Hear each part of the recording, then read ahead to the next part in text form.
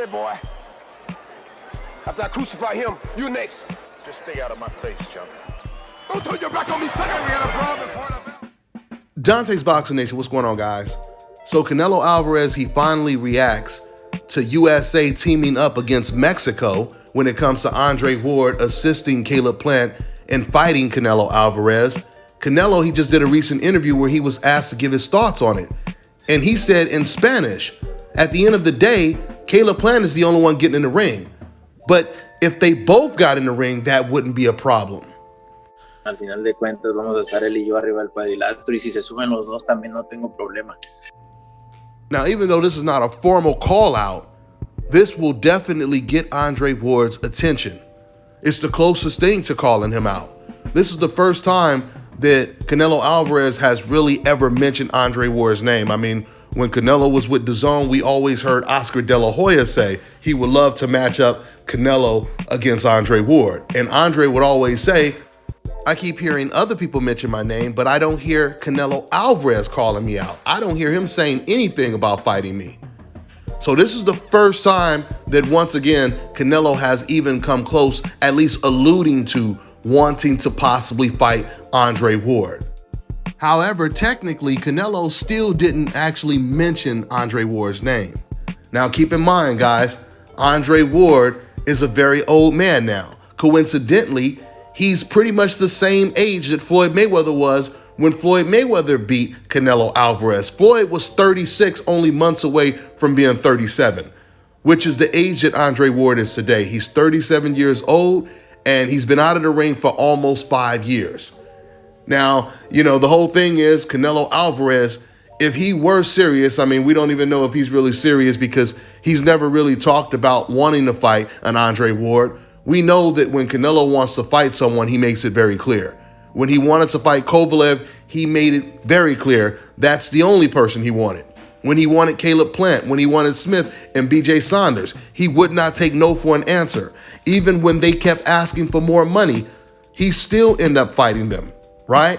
So we know that when Canelo really wants someone, he will make it known that he wants that opponent, which means we still don't know if Canelo really wants the fight or not, but this is a great sign that it's possible he may actually want the fight. And even though Andre Ward is an old man, I still think this is a great fight. I think if Andre Ward were to come out of retirement, it would be a hell of a fight. But I can tell you this right now, if they did fight, Canelo would have a lot more to lose than Andre Ward, because once again, Canelo is fighting a guy who's 37 years old, coming out of retirement, out of a damn near 5-year retirement. It will definitely be 5 years by the time they fight, right? So if he were to lose to someone like that, oh man, that would be devastating to someone like Canelo, especially considering the fact that every single time he struggled against someone outside of Gennady Golovkin, it was against an athletic, slick type of boxer. Now, since we're talking about a Canelo versus Andre Ward fight, let me give you Canelo Alvarez fans some words of advice. You guys really need to stop comparing Canelo Alvarez to fighters that are far greater than he is, because when you do this, all you do is make him look worse.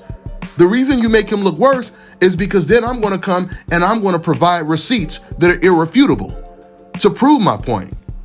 Do you guys notice these Canelo Alvarez fans, the vast majority of them, instead of comparing Canelo to people of his peers, people that are more similar to him, like comparing him to a Gennady Golovkin, instead of making that type of comparison, Canelo Alvarez fans, they always compare Canelo to the fighters that they hated the most, which are all black fighters, obviously. But they're too ignorant to realize that when you say Canelo is just doing the same things that Floyd Mayweather did, you're admitting that you're a racist. I mean, how else would you be able to explain giving credit to Canelo Alvarez for doing the same thing that you say Floyd Mayweather was doing, while not giving Floyd Mayweather any credit? I mean, forget about the same credit, not giving him any.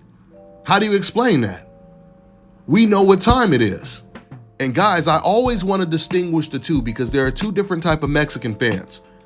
There are the Mexican fans that live in America, which are the most racist boxing fans on the planet. And then there are the Mexican fans from Mexico, that are not racist. Now, I'm not saying they don't have any Mexican racists out there, but it's nowhere near close if you're comparing the two. I've already explained and shared the stories many times, told you guys how I've covered fights in Mexico, and it is night and day the reception that black fighters get when they enter the ring, as opposed to the reception black fighters get when they enter the ring and Mexicans are booing them in their own country. But obviously, there are some Mexican fans that are not racist at all, and we obviously already know this. So if you're one of those Mexican fans and you know you're not racist, there's no reason for you to post comments saying, hey, I just want to let you know I'm not a racist.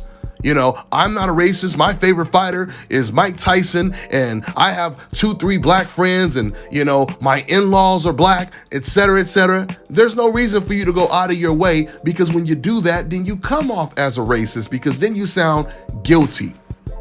For example, if I told you guys there's a lot of racist Middle Eastern people in the world. Now, you guys know my man Aki is Middle Eastern, right? If I told you guys something like that, Aki would automatically know I'm not talking about him, because he knows he's not a racist. That's the way you're supposed to react when you know that I'm not talking about you. Only the guilty react in a guilty way. Moving on. So these Mexican fans, they compared Canelo Alvarez to Floyd Mayweather. Now they're comparing Canelo Alvarez to Andre Ward. I see a lot of comments from Canelo fans in my comment section saying, hey, well, you always talk about Canelo fighting nothing but Eastern European fighters. Well, Andre Ward, he fought nothing but Eastern European fighters. And see, guys, this is when you mess up and you make Canelo Alvarez look worse. Because when you do this, then I have to provide receipts. So allow me to reveal the dichotomy between the two fighters. First things first, Andre Ward had never avoided any black fighters. He had never avoided any Mexican fighters. Matter of fact, when he fought Chad Dawson was considered pound for pound top 10, one of the best fighters in the world, and Andre Ward beat him. Furthermore, all of the Eastern European fighters that Andre Ward fought, they were actually on the top 10 pound for pound list. Did you guys know that when Andre Ward faced Carl Froch, Ward was the underdog? In fact, Ward was the underdog in that whole Super 6 tournament. Froch and Kessler, they were the favorites to win the entire tournament. And like I said, both of them were on the top 10 pound for pound list. Carl Froch, if I'm not mistaken, he was top 3 pound for pound, one of the best fighters in the world at the time, when Andre Ward beat him. Now ask yourself, how many European fighters at 168 that Canelo Alvarez beat that were considered top 10 pound for pound, some of the best in the world? The answer is 0. You see, what you guys don't understand is when I call Canelo Alvarez the best fighter in the world right now against European white fighters, I'm actually giving him more credit than he deserves. Because the truth is, he's not even fighting the best European fighters. Those just happen to be the only fighters he's willing to fight right now. He's facing white and European fighters today that are C-level opponents. Once again, this is the reason why Canelo Alvarez, he had an opportunity to unify two of the most dangerous divisions at the time, which was 154 and 160. Do you know who Canelo would have had to fight to unify all of the belts at 154? He would have had to fight both of the Charlo brothers and Demetrius Andrade to become undisputed at 154. At 160, Canelo would have had to beat Charlo, and he would have had to beat Andrade to become undisputed. And this is the reason why Canelo Alvarez is the imaginary TBE. His fans will tell you. His fans will tell you right now, man, Canelo, he would have beat Andrade. He would have beat Charlo. He would beat Floyd Mayweather in a rematch. He'll beat Andre Ward, right? Because Canelo Alvarez is the if pound for pound king. He's the if TBE. However, with all of that being said, when you consider the fact that Canelo Alvarez, he doesn't have one single big win without controversy. The biggest wins he has on this record, or the biggest one win he has, is against Gennady Golovkin. And most people feel he lost that fight. Most people feel he lost the fight against Edeslani Lara. The last time Canelo fought an undefeated black fighter, you know when it was? It was 8 years ago. It was against Floyd Mayweather. He's been avoiding undefeated black fighters ever since. The only thing Canelo learned from that Floyd Mayweather fight is to never fight an undefeated black fighter again. And that's exactly what Canelo Alvarez has stuck to. Now, don't get me wrong. This doesn't mean he'll never fight another undefeated black fighter. It just depends on the undefeated black fighter. Because we know if it's an undefeated black fighter who's a welterweight, somebody like an Errol Spence, we know he'll be willing to fight him. We know that Canelo Alvarez, he'll be probably willing to even fight a Jamal Charlo, especially if Jamal puts on another poor performance like he did in his last fight. But he doesn't want to fight these guys when they are looking dangerous. The Jamal Charlo that knocked out Julian J. Rock Williams, that was the Charlo that Canelo was supposed to fight. Charlo was the champion at 154. Canelo didn't have a belt at 154. And Charlo was calling out Canelo Alvarez. And Canelo turned down a title shot. What type of great fighter does that? Well, actually, now that I think about it, there's a whole lot of fighters today doing that, and we know who they are. Jaime Munguia is in the same situation. Jaime is the #1 contender for Charlo and Andre's belt, and he has turned down both title shots. Ryan Garcia was the #1 contender for Devin Haney's belt, and Ryan Garcia turned down a title shot.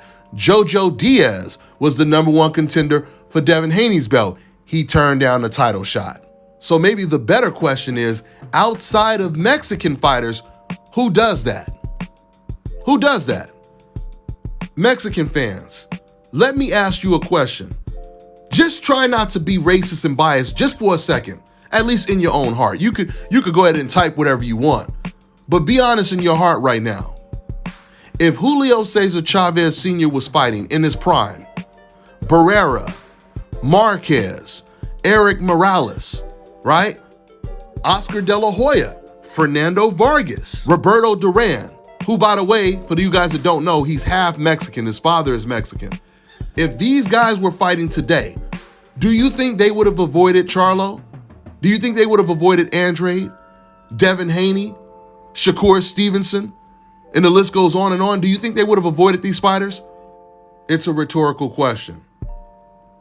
So when it comes to Andre Ward, even though we are far, far from a possible Canelo versus Andre Ward fight, but if it did go down, if Canelo Alvarez were to beat Andre Ward, even with Andre Ward being old and out of retirement for 5 years, if Canelo could beat Ward without any controversy, it would be the biggest win of his career, because once again, no one believes that he won the Golovkin fights, which was the biggest fight of his career, right? So let's see what happens. Let's see if Andre Ward can train Caleb Plant to even pull off the massive upset and beat Canelo Alvarez. I mean, I'm going to be pulling for my country.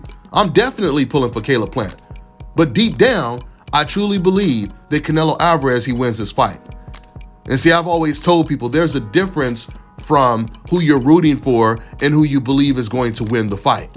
You know, I've heard some people, some Canelo fans saying things like, oh, you know, you guys are getting all hyped up for Caleb Plant, et cetera, he's going to get destroyed. Yeah, I mean, I believe he's going to lose this fight. I'm pulling for him to win the fight, but I believe he's going to win this fight. And it's not a big win for Canelo Alvarez because everyone feels that Caleb is going to lose this fight.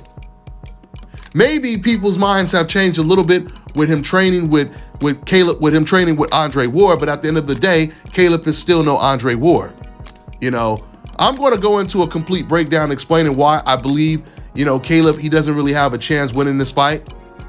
But for now, I'm just going to tell you that I believe Canelo will win. Unless Caleb Plant could really, really absorb and imitate everything that he is learning from Andre Ward in the ring when it actually counts, I see this fight playing out the same way the Kovalev fight played out, the Khan fight played out, and the recently BJ Saunders fight played out, where Canelo Alvarez gets completely outboxed. He completely gets exposed for his lack of skills, his lack of being a much better fighter since he lost to Floyd Mayweather, right? He gets completely outboxed, losing on the scorecards, and then eventually catches Caleb Plant with something as Caleb slows down in the later rounds. That's the only way I see Caleb losing this fight. Now, if Caleb can maintain his dominance in the second half of the fight, then he pulls off the upset. But we'll talk more about it later on. That's all I got for now, guys. I'm on to the next one. All right, now check this out, guys. If you're looking to repair eczema scars, burns and bruises, dark spots and blemishes, then this right here is the perfect product for you guys. It's called Undefeated Face and Body Oil. Athletes and top-ranking boxers, they're also using it after training to reduce swelling, inflammation, and to ease the pain. So get yours today. Go to undefeated.com, like them on Facebook, and follow them on Instagram. Get ready to take your striking game to the next level with the Focus Ball. Dramatically improve footwork, timing, head movement, hand-eye coordination, reflex, and overall fight IQ. It's lightweight and extremely portable, so you can train every time, everywhere. When you don't have a coach to do mitt work, get a Focus Ball. When you don't have a heavy bag to hit, get a Focus Ball. When you don't have a sparring partner, get yourself a Focus Ball. And when you just want to have fun punching and kicking, get a Focus Ball.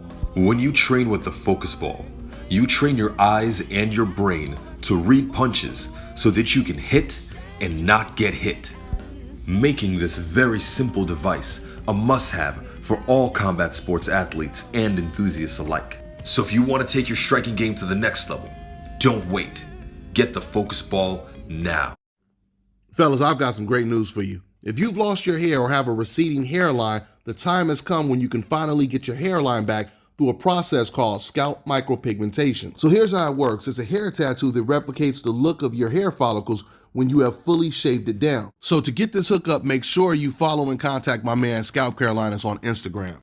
Contact them at 704-499-3471 and make sure you follow them on Instagram. What's up, everybody? It's your boy Tony Flow Knight. Hey, make sure y'all go download the new album at www.shelltown5records.com. That's www.shelltown5records.com. Flames is all we got.